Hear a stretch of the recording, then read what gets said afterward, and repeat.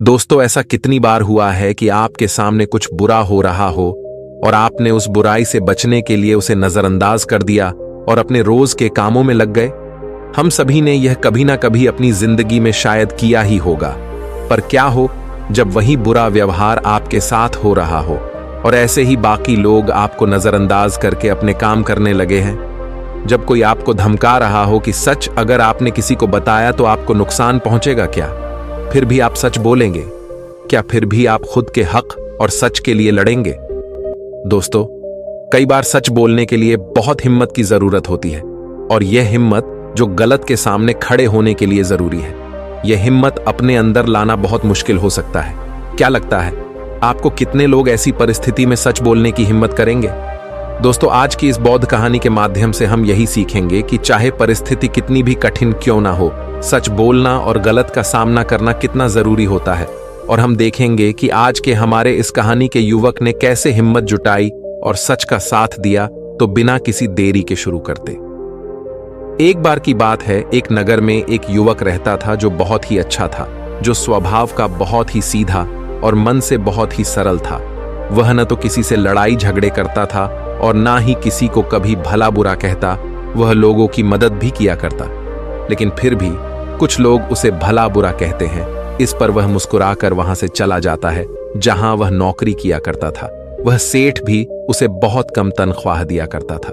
तब भी वह कभी अपने सेठ का विरोध नहीं करता, बल्कि हंसकर उसके सारे आदेशों का पालन किया करता और खूब मन लगाकर काम किया करता। उसकी भलाई के कारण हर कोई जो भी उससे मिलता उसे दबाने की कोशिश करता, उसे डराने की कोशिश करता। उसके इस सीधे साधे व्यवहार के कारण लोग उसे पागल भी कहते थे और कई तो यह भी कहते हैं कि वह अपने जीवन में कभी कुछ नहीं कर पाएगा। यह तो बहुत ही सीधा है और आज के जमाने में इतना सीधा होना भी अच्छी बात नहीं है। वह युवक गरीब था, लेकिन वह कभी किसी से शिकायत नहीं करता था। वह नौकरी करके पैसे इकट्ठा किया करता ताकि वह अपनी गरीबी से बाहर निकल सके। लेकिन जब भी वह गरीबी से बाहर निकल की कोशिश करता तो कुछ लोग आते और उसकी वह जमा पूंजी उससे लेकर चले जाते। कभी उसके रिश्तेदार आते तो कभी उसका कोई सगा संबंधी, जो अपना दुख दर्द दिखाकर, अपना दुख दर्द सुनाकर उसका जोड़ा हुआ एक एक रुपये उससे ले जाते और वह युवक कुछ नहीं कर पाता। वह तो केवल यही सोचता रहता था कि वह एक अच्छा आदमी है और अच्छे आदमी कभी किसी पर अत्याचार नहीं करते, वो कभी किसी का विरोध नहीं करते। वह तो स्वयं में खुश रहते हैं और दूसरों की मदद भी करते हैं। इन सारी बातों से वह अपने आप को समझा लेता। एक दिन की बात है, उसने देखा कि उसका एक मित्र चोरी चाकरी करके, बेईमानी करके, गलत काम करके आज बहुत धनवान बन चुका है और उसके पास अत्यधिक खुशियां हैं, पैसा है और यह समाज उसे सम्मान भी देता है। वो ना तो दान करता है और ना ही लोगों की मदद करता है, बल्कि वह तो दूसरों पर अत्याचार करता है। वह जबरदस्ती लोगों के पैसे लूट लेता है और उन्हीं पर चीखता चिल्लाता भी है। फिर भी यह समाज उसी को पसंद करता है। लेकिन मैं एक सीधा साधा इंसान हूं, मैं एक अच्छा युवक हूं, फिर भी मुझे कोई पसंद नहीं करता। मुझे तो सब लोग पागल समझते हैं और मेरे जीवन में तो केवल दुख ही दुख है। वह युवक मन ही मन यह सोच रहा था कि तभी उसके मन में एक और विचार उत्पन्न हुआ। वो यह सोचने लगा, क्या मुझे बुराई का रास्ता अपना लेना चाहिए? एक दिन वह अपने मालिक के घर पर काम कर रहा था। तभी अचानक उसके हाथों से एक सामान गिरकर टूट गया जो कीमती था। इस पर उसके मालिक ने उसे बहुत खरी खोटी सुनाई, उसकी पिटाई की और कहता है, तुझे अब से 1 साल तक मेरे यहां पर मुफ्त में काम करना होगा। क्या तुझे नहीं पता था कि यह कितनी कीमती चीज है? अब से 1 साल तक मैं तुझे कोई पैसे नहीं देने वाला हूं। वह युवक रो रहा था, गिड़गिड़ा रहा था, लेकिन उसके मालिक ने उसकी एक नहीं सुनी। वह रोता हुआ अपने घर जा रहा था। उसी रास्ते से एक बौद्ध भिक्षु भी गुजर रहे थे। उन्होंने जब उस युवक के रोने की आवाज सुनी तो वह उस युवक के पास आए और उस युवक से कहते हैं, यह सब कैसे हुआ? तुम्हारे शरीर पर तो बहुत जख्म है, लाओ मैं तुम्हें मरहम लगा देता हूं ताकि तुम्हें कुछ आराम मिल सके। इतना कहकर उन भिक्षु ने युवक के शरीर पर कुछ जड़ी बूटियों का लेप लगाया, जिससे उस युवक को अपने दर्द से थोड़ी राहत मिली। इस पर वह युवक उन बौद्ध भिक्षु से कहता है, हे गुरुवर, आप तो ज्ञानी मालूम पड़ते हैं, क्या आप मेरी एक बात का जवाब देंगे? इस पर वो बौद्ध भिक्षु कहते हैं, पूछो। तभी वह युवक उन बौद्ध भिक्षु से कहता है, हे गुरुवर, अच्छे लोगों के साथ बुरा क्यों होता है? मैं बहुत सीधा साधा इंसान हूं। मैंने कभी किसी का बुरा नहीं किया, ना ही मैंने कभी किसी को अपशब्द कहे, बल्कि जो भी मेरे पास मदद मांगने आता है मैं उसकी मदद भी कर देता हूं। लेकिन अब तक मेरे साथ कभी कुछ अच्छा नहीं हुआ। मैं हमेशा दुख में जीता हूं, जबकि इस दुनिया में ऐसे बहुत सारे बुरे लोग हैं जो अपना जीवन सुखी सुखी जी रहे हैं, जबकि वह लोगों को लूटते हैं, लोगों के पैसे छीन लेते हैं, लोगों पर अत्याचार करते हैं। फिर भी समाज उन्हीं को पसंद करता है, उन्हीं का सम्मान करता है। आखिर ऐसा क्यों होता है? ऐसे में क्या हमें भी बुराई का रास्ता अपना लेना चाहिए? क्या हमें भी बुरा बन जाना चाहिए? उन भिक्षु ने उस युवक की सारी बातें ध्यानपूर्वक सुनी। उसके बाद वह उस युवक को जवाब देते हुए कहते हैं, भंते, जिसके कर्म बुरे हैं उसके कर्म का फल उसे अवश्य मिलेगा, और वह अवश्य रूप से बुरा ही होगा। जिसके कर्म अच्छे हैं उसे भी उसके अच्छे कर्मों का फल अवश्य मिलेगा, और वह आवश्यक रूप से अच्छा ही होगा। तभी वह युवक उन गुरुवर की बात काटते हुए कहता है, हे गुरुवर, क्या आप जो कह रहे हैं वह सच है? क्या मैं आप पर भरोसा कर सकता हूं? क्योंकि इस दुनिया में तो मुझे सब उल्टा ही नजर आता है। मुझे तो अच्छों के साथ बुरा और बुरे के साथ अच्छा ही होते हुए नजर आता है। इस पर बौद्ध भिक्षु उस युवक से कहते हैं, भंते, जैसा मैंने कहा वह बिल्कुल सत्य है, और आने वाले समय में यह तुम अच्छी तरह से जान भी जाओगे। इतना कहकर वह बौद्ध भिक्षु वहां से चले गए। वो युवक वहीं पर कुछ देर बैठा रहा और उन बौद्ध भिक्षु की बातों पर विचार करता रहा, और वह यह सोच रहा था, चलो, मेरे पास धन दौलत ना सही, रुपया पैसा ना सही, समाज का मान सम्मान ना सही, पर मैं एक अच्छा इंसान तो हूं, और मेरी अच्छाई का फल मुझे कभी ना कभी तो जरूर मिलेगा। इतना सोचकर वह वापस अपने घर लौट गया। कुछ दिनों बाद वह युवक जंगल के रास्ते से अपने मालिक के घर जा रहा था। तभी रास्ते में राजा के सैनिकों ने उसे घेर लिया, उसका चेहरे पर काला कपड़ा डाल दिया और उसके हाथ बांध दिए, और फिर उसे धक्के मार मार कर वो उसे ले जाने लगे। इस पर वह युवक जोर जोर से चिल्लाता रहा और उन सैनिकों से पूछता रहा, मुझे कहां ले जा रहे हो और मेरा क्या कसूर है? वह बार बार एक ही बात दोहरा रहा था, लेकिन सैनिकों ने उसकी किसी भी बात का कोई जवाब नहीं दिया। वो बस उसे मारते पीटते ले जाने लगे। काफी देर तक जब वह युवक एक ही सवाल करता रहा, तभी एक सैनिक उसकी इस बात का जवाब देते हुए कहता है, अरे मूर्ख, तुझे नहीं पता, तुझे राजा ने मृत्यु दंड दिया है और कहा है कि तुम्हें ऊंचे पहाड़ से ले जाकर नीचे फेंक दें। इसलिए हम तुम्हें एक ऊंचे पहाड़ की तरफ ले जा रहे हैं, जहां से तुम्हें नीचे फेंक दिया जाएगा। इतना कहकर वह सभी सैनिक हंसने लगे। अभी वह युवक एक बार फिर उन सैनिकों से कहता है, किंतु मैंने किया क्या है, मेरा कसूर क्या है? एक बार मुझे राजा से मिलने दो, मैं भी तो जानना चाहता हूं कि आखिर मेरी गलती क्या है जिसके लिए मुझे यह सजा दी गई है। मैंने तो कुछ भी नहीं किया। तभी वह सैनिक हंसते हुए उस युवक से कहता है, हम सभी जानते हैं कि तुमने कुछ भी नहीं किया, और तुम्हारी अंतिम इच्छा जानकर मैं तुम्हें सब कुछ सच सच बताता हूं। तो ध्यान से सुनो। दरअसल बात यह है कि राजा ने आज सुबह ही चोर को मृत्यु दंड दिया था और हमें उसे पहाड़ी से ले जाकर नीचे फेंकना था। लेकिन वह चोर बहुत चालाक था। उस चोर ने हमसे कहा कि अगर हम उसे छोड़ देंगे तो वह हम सभी को 1000 सोने के सिक्के देगा। इसलिए हमने उसे छोड़ दिया। लेकिन हमें अपना कर्तव्य भी तो पूरा करना है। राजा के आदेश को तो हमें पूरा करना ही होगा। इसलिए हमें किसी न किसी को तो वहां से फेंकना ही होगा, ताकि राजा तक यह समाचार पहुंच सके कि चोर को मृत्युदंड दिया जा चुका है। इसीलिए हमने तुम्हें पकड़ लिया, और भला तुमसे अच्छा हमें मिल भी कौन सकता है? तुम्हारा ना तो कोई आगे है ना कोई पीछे जो तुम्हारे बारे में पूछताछ कर सके, और हमें कोई पकड़ भी नहीं पाएगा, और राजा को भी यह बात कभी नहीं पता चलेगी कि आखिर वह चोर कहां गया। इसलिए ईश्वर का नाम लो और शांति से मृत्यु को प्राप्त हो जाओ। उस सैनिक की यह बात सुनकर वह युवक हैरान रह गया। वह सभी सैनिकों के सामने रोने लगा, हाथ जोड़कर उससे विनती तक की, रोया, चिल्लाया, लेकिन किसी भी सैनिक ने उसकी एक नहीं सुनी, और वह उसे जबरदस्ती घसीटते हुए पहाड़ की चोटी पर ले जाने लगे।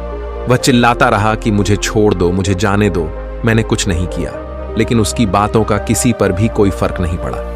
अंत में थक हार कर उस युवक ने उन सैनिकों से कहा, देखो, तुम्हें उस चोर ने 1000 सोने के सिक्के देने का वादा किया है, और अगर तुम मुझे छोड़ दोगे तो मैं तुम सबको 10,000 सोने के सिक्के दूंगा।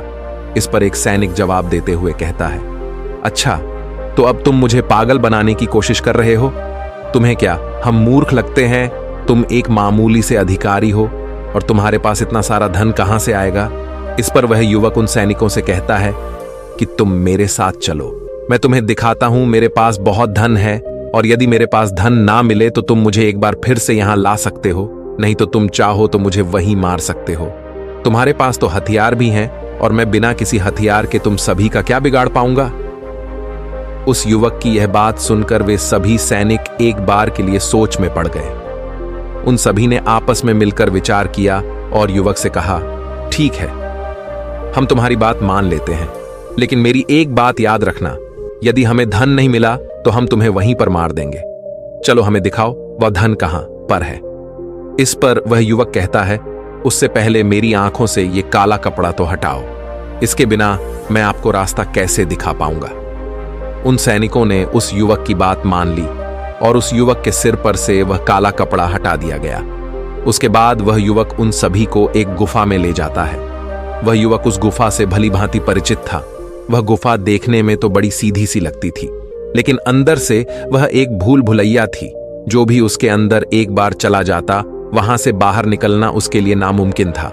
वह युवक उन सभी सैनिकों को उस गुफा के अंदर ले जाता है और मौका मिलते ही वह उन्हें धोखा देकर उस गुफा से बाहर की ओर निकल जाता है, और वह सभी सैनिक उस गुफा में फंस कर रह जाते हैं। वह युवक डरा हुआ, सहमा हुआ, तेजी से भागता हुआ जंगल के रास्ते से जा रहा था। उसे डर था कि वह सैनिक उसका पीछा कर रहे हैं। वह यदि उस गुफा से निकल जाएंगे तो वह उसे पकड़ लेंगे। इसीलिए वह तेजी से भागता हुआ जा रहा था। तभी रास्ते में उसे वहीं बौद्ध भिक्षु दिखाई दिए। तभी वह भागता हुआ उन बौद्ध भिक्षु के पास पहुंचा और वह युवक उन बौद्ध भिक्षु से कहता है कि हे गुरुवर, आपने तो कहा था जिसके बुरे कर्म होते हैं उसे बुरा फल मिलता है, और जिसके कर्म अच्छे हैं उसे अच्छा फल मिलेगा। लेकिन आज तो मैंने ये देख भी लिया और जान भी लिया कि जिनके कर्म बुरे होते हैं वही सुखी रहते हैं, और रही बात अच्छे कर्म करने वालों की, तो उन्हें तो जिंदगी भर दुखी भोगना पड़ता है। इसके बाद उस युवक ने अपने ऊपर बीती हुई सारी घटना उन बौद्ध भिक्षु को सुनाई, और फिर उन बौद्ध भिक्षु से पूछता है, अब बताइए मैंने ऐसा कौन सा बुरा कर्म किया जिसके कारण आज मुझे मौत की सजा मिल रही थी, और वह भी ऐसा कर्म जो मैंने किया ही नहीं। इस पर वह बौद्ध भिक्षु मुस्कुराते हुए उस युवक से कहते हैं, भंते तुम्हारे कर्म बुरे ही तो है, तभी तो तुम्हें यह सब सहना पड़ रहा है। यह सुन वह युवक थोड़ा सा आश्चर्यचकित हुआ और उन बौद्ध भिक्षु से कहता है, हे गुरुवर, आप ये क्या कह रहे हैं? मैंने कभी किसी का बुरा नहीं किया, मैंने किसी को आज तक अपशब्द तक नहीं कहे, फिर मेरे कर्म बुरे कैसे हो सकते हैं? मैंने तो कोई भी बुरा काम नहीं किया, ना ही मैंने चोरी की, ना ही किसी से बेईमानी की, किसी को सताया तक नहीं, किसी को भला बुरा तक नहीं कहा, फिर मेरे कर्म बुरे कैसे हो सकते हैं? इस पर वह बौद्ध भिक्षु उस युवक से कहते हैं, भंते अपने हक और अधिकार के लिए ना लड़ना, यह भी तो बुरा कर्म है। जब तुम पर कोई अत्याचार करता है तुम उसका विरोध नहीं करते, क्या यह बुरा कर्म नहीं है? किसी के साथ अत्याचार ना करना, लेकिन दूसरों के साथ अत्याचार होते हुए देखकर चुप रहना, यह भी तो बुरा कर्म है। सही होते हुए भी चुपचाप रहना, क्या यह बुरा कर्म नहीं है? हम शक्तिहीन हैं, असहाय हैं, हमारी मदद कौन करेगा ये समझकर सत्य के सामने बार बार झुक जाना, क्या यह बुरा कर्म नहीं है? बुराई में सुख है, यह देखना भी एक बुरा कर्म ही तो है। अब मैं तुमसे सवाल करता हूं, बताओ मुझे इनमें से कौन सा काम ऐसा है जो तुमने अब तक नहीं किया? उन बौद्ध भिक्षु की यह सारी बातें सुनकर वह युवक स्तब्ध रह गया। उसे कुछ भी समझ नहीं आ रहा था कि वह उन बौद्ध भिक्षु के इस प्रश्न का क्या जवाब दें। काफी देर सोच विचार करने के बाद वह उन्हें बौद्ध भिक्षु से कहता है, हे गुरुवर, आप सत्य कहते हैं, ये सारे कर्म मैंने किए हैं और आप सही हैं। ये सारे बुरे कर्म मेरे द्वारा ही किए गए हैं और मैं अपने आप को हमेशा एक अच्छा इंसान मानता था। मैं हमेशा लोगों की मदद करता था, कभी किसी के सामने आवाज नहीं उठाता था और मुझे लगता था कि मैं एक बहुत ही सीधा, सरल और अच्छा व्यक्ति हूं। लेकिन मैं यह नहीं जानता था कि जाने अनजाने में बुरे कर्म कर रहा हूं। आगे वह युवक अपने दोनों हाथ जोड़कर उन गुरुवार से कहता है, हे गुरुवर, अगर यह सारे बुरे कर्म है तो अच्छा कर्म क्या है और अच्छा व्यक्ति कौन होता है? इसका जवाब देते हुए वह बौद्ध भिक्षु उस युवक से कहते हैं, भंते, जो हमेशा सत्य के साथ खड़ा रहता है, जो लोगों की मदद करता है, ईमानदारी से अपना कार्य पूरा करता है, जो विनम्र हैं लेकिन कमजोर नहीं, जो अपने आप पर गर्व कर सकता है लेकिन अहंकार नहीं, जो बुराई को नहीं सह सकता लेकिन अच्छाई के लिए हमेशा प्रयासरत रहता है, जो आलस्य नहीं करता और अपने जीवन को अपने नियंत्रण में रखता है, जो निडर रहता है। तभी वह युवक उन बौद्ध भिक्षु से कहता है, हे गुरुवर, आपने जो कुछ भी कहा वह एकदम सत्य है, लेकिन आप ही बताइए, भला एक गरीब और कमजोर इंसान किसी के सामने कैसे खड़ा हो सकता है, किसी का विरोध कैसे कर सकता है? इस पर वह बौद्ध भिक्षु उस युवक के इस प्रश्न का जवाब देते हुए कहते हैं, भक्त, लगता है तुम भूल गए। अभी कुछ देर पहले ही तुमने उन सैनिकों के सामने खड़े होकर अपनी सूझबूझ से अपना जीवन बचाया है। व्यक्ति को हमेशा अपने मन से शक्तिशाली होना चाहिए, क्योंकि यह जीवन हमेशा नहीं रहता। डरते हुए जीवन जीने से अच्छा है, निर्भय होकर एक दिन खुलकर जी लो। तभी वह युवक उन गुरुवर से कहता है, हे गुरुवर, आपकी सारी बातें सत्य है, लेकिन फिर भी यदि किसी के सर पर मौत मंडरा रही हो तो वह व्यक्ति अपनी जान बचाने के बारे में तो सोचेगा ही, और मैंने भी तो वही किया। लेकिन अब जब मैं आपके सामने खड़ा हूं तो मेरे भीतर वो क्षमता नहीं है, मेरे भीतर वो हिम्मत नहीं है कि मैं किसी का विरोध कर सकूं, किसी के सामने खड़ा हो सकूं। तभी वो बौद्ध भिक्षु मुस्कुराते हुए कहते हैं, तो ठीक है, तुम यहीं पर इंतजार करो, वह सैनिक कभी भी उस गुफा से निकल आएंगे और तुम्हें ढूंढ ही लेंगे, और अवश्य ही वह तुम्हें पकड़कर उस पहाड़ की ऊंचाई से फेंक देंगे और तुम कुछ नहीं कर पाओगे, क्योंकि तुम तो अपने आप को कमजोर समझते हो। तुम अपने आप को एक अच्छा व्यक्ति मानते हो, क्योंकि तुम किसी को सताते नहीं। लोग भले ही तुम्हें सता सकते हैं, और वह इसलिए क्योंकि तुम लोगों की सहानुभूति चाहते हो। आगे बौद्ध भिक्षु उस युवक से कहते हैं, बेटा, मेरी एक बात हमेशा याद रखना, हमें मजबूत होना चाहिए, सहानुभूति का भूखा नहीं। और यह बात सुना सुनाकर अगर तुम लोगों से सहानुभूति मांगोगे तो तुम्हें सहानुभूति तो बहुत मिलेगी, लेकिन न्याय कभी नहीं मिल पाएगा। और न्याय लेना, न्याय के लिए न लड़ना, अपने ऊपर अन्याय करने जैसा होता है। तभी वह युवक उन बौद्ध भिक्षु से कहता है, हे गुरुवर, आप जो कह रहे हैं वह सत्य है, लेकिन मैं न्याय मांगने किसके पास जाऊं? कौन मेरी सुनेगा? वो बौद्ध भिक्षु जवाब देते हुए कहते हैं, बेटा, तुम राजमहल जा सकते हो और राजा के सामने न्याय की गुहार लगा सकते हो। इस पर वह युवक डरते हुए उन बौद्ध भिक्षु से कहता है, नहीं नहीं गुरुवर, भला राजा के सामने मैं कैसे खड़ा हो पाऊंगा? उनके सामने मेरी क्या औकात? मुझ में इतनी हिम्मत नहीं कि मैं राजा के सामने जाकर खड़ा हो पाऊं। यदि उन्हें क्रोध आ गया तो वो मुझे मृत्यु दंड दे देंगे। तभी वह बौद्ध भिक्षु मुस्कुराते हुए उस युवक से कहते हैं, बेटा, तुम्हें मृत्युदंड तो मिल ही चुका है। भले वो राजा ने ना दिया हो, लेकिन सैनिकों ने तो तुम्हें मृत्युदंड दे ही दिया है। इतना कहकर वह बौद्ध भिक्षु वहां से अपने मार्ग में आगे की ओर चल पड़े। वह युवक वहीं पर खड़े खड़े उन बौद्ध भिक्षु की बातों पर विचार कर रहा था, और फिर तभी अचानक उसे किसी के आने की आवाज सुनाई दी। वह चुपचाप उन झाड़ियों में जाकर छुप गया। रात होने को थी, जिस कारण उन झाड़ियों में किसी को कोई नजर नहीं आया। उस युवक ने रात भर वहीं गुजारी, और वह रात भर केवल यही सोचता रहा कि आखिर वह क्या करे। क्या वह अपना जीवन डर के जिए, या फिर वह वैसे ही बुरा बन जाए जैसे उसके मित्र बन चुके हैं? तब शायद वह अपने प्राण बचा सके। आखिरकार काफी देर सोच विचार करने के बाद उसने यह तय किया कि वह एक अच्छा आदमी बनकर ही रहेगा। अगले दिन सुबह सुबह उसने हिम्मत की और राज दरबार पहुंचा। राज दरबार पहुंचकर उसने राजा से न्याय की गुहार लगाई।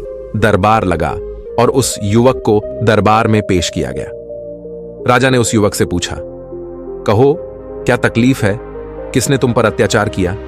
इस पर वह युवक उन राजा से कहता है, महाराज, मैं आपको उनके नाम तो बता दूंगा, लेकिन जैसे ही मैं उनके नाम बताऊंगा, यहां खड़े सभी लोग मेरे जानी दुश्मन बन जाएंगे, और हो सकता है वह मुझे यहीं पर मृत्यु के घाट भी उतार दे।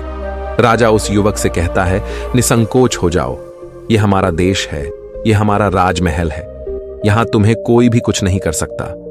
तभी वह युवक राजा से कहता है, महाराज, मुझ पर इस राज्य के राजा ने अत्याचार किया है और मैं उसके अत्याचार का शिकार हूं।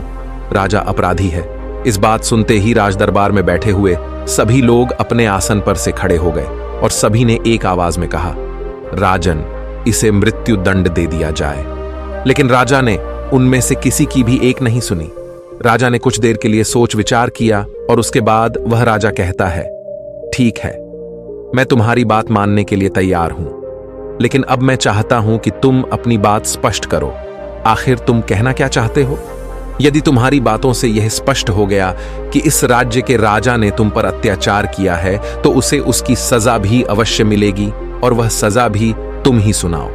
राजा की यह बात सुनकर राज दरबार में उपस्थित सभी लोग अपने अपने आसन पर बैठ गए और उस युवक की बात सुनने के लिए सभी लोग तैयार हो गए। तभी वह युवक राजा से कहता है राजन, कल सुबह आपने एक चोर को मृत्यु दंड दिया था। आपके सैनिकों ने उस चोर को 1000 सोने के सिक्के लेकर उसे आजाद कर दिया है और उसके बदले उन्होंने मुझे पकड़कर पहाड़ी से फेंकने की कोशिश की, लेकिन जैसे तैसे करके मैं वहां से निकल गया। और ऐसा पहली बार नहीं हुआ, बल्कि ऐसा कई बार हो चुका है और पहले भी कई बार कई गरीब लोगों की मृत्यु इसी प्रकार हुई है।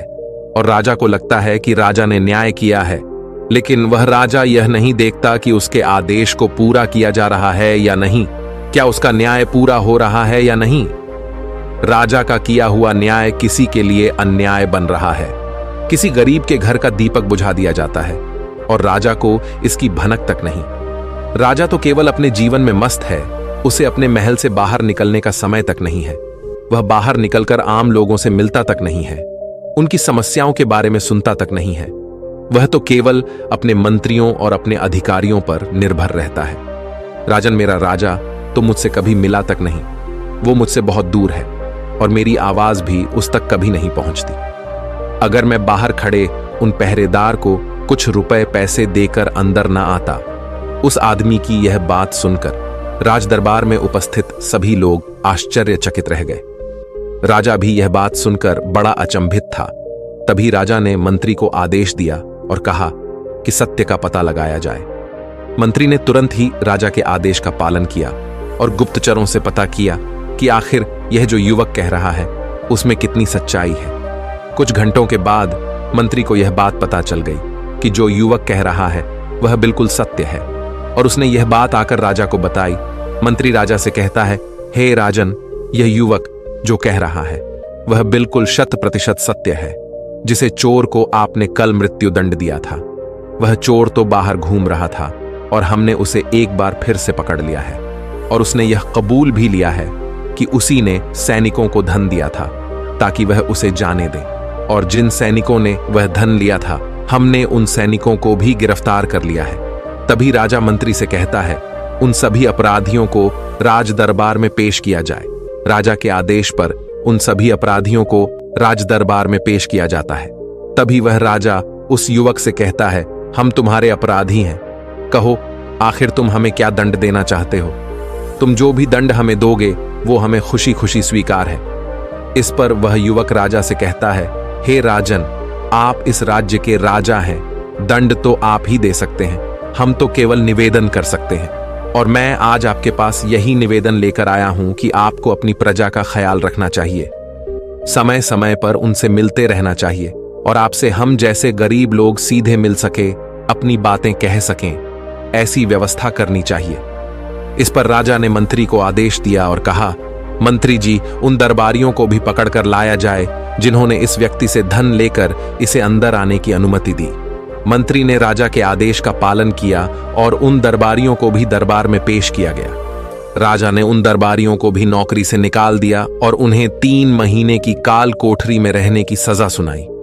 आगे जाकर राजा उस युवक से कहता है, मैंने तुम्हारे जैसा निर्भय व्यक्ति आज तक नहीं देखा। तुम ईमानदार भी हो, सच्चे भी हो और तुम जैसे व्यक्तियों की हमारे समाज में बहुत आवश्यकता है। मुझ जैसे राजा को भी आज तुमने आईना दिखा दिया है। आगे राजा उस युवक से कहता है, इसलिए आज से मैं तुम्हें इस राज्य का मुख्यमंत्री घोषित करता हूं। इस पर वह युवक कहता है, नहीं नहीं महाराज, मैं तो बस अपनी बिनती यहां पर लेकर आया था। आपने मेरी बात सुनी, बस इसी में मैं खुश हूं। इतना कहकर उस युवक ने राजा को प्रणाम किया और वापस अपने घर लौट गया। देखते ही देखते उस युवक का नाम पूरे राज्य में फैल गया। सब उसे जानने लगे, उसे पहचानने लगे और वह व्यक्ति केवल एक ही बात कहता था, अच्छे कर्मों का फल हमेशा अच्छा ही होता है। बस हमें बुराइयों से नहीं डरना चाहिए, हमें तो बिना डरे सच का सामना करना है। दोस्तों, इस कहानी के माध्यम से मुझे उम्मीद है कि आपको यह समझ में आ चुका होगा कि अच्छा होना क्या होता है और एक सच्चा व्यक्ति कैसे बनता है। यदि आप भी अपने आप को एक अच्छा और सच्चा व्यक्ति मानते हैं और आपको लगता है कि आप भीतर से अच्छे हैं और आपके साथ बुरा हो रहा है, तो उस बुराई का कारण कौन है, उस तकलीफ का कारण कौन है, यह आपको अच्छी तरह से पता चल चुका होगा। इसलिए खुद को कमजोर और असहाय न माने, अपने लिए लड़ना सीखें, अपने आप को भीतर से मजबूत बनाएं, अपने मन को कठोर बनाएं ताकि आप उन परिस्थितियों और लोगों का सामना कर सके जो आपका फायदा उठाने की कोशिश करते हैं, क्योंकि बुरा ही सहना भी एक बुरा कर्म ही है। दोस्तों, आपने आज के इस वीडियो से क्या सीखा वह मुझे आप कमेंट में बता सकते हैं। इसी के साथ मैं उम्मीद है कि आपको आज की वीडियो पसंद आई होगी, तो इस वीडियो को उस इंसान को शेयर करें जिससे यह कहानी सुनने की जरूरत है, और उसी के ठीक बाद चैनल को सब्सक्राइब करें। तो चलिए फिर मिलते हैं ऐसी एक और नई वीडियो में एक नए मैसेज के साथ। तब तक के लिए अपना ख्याल रखें। धन्यवाद।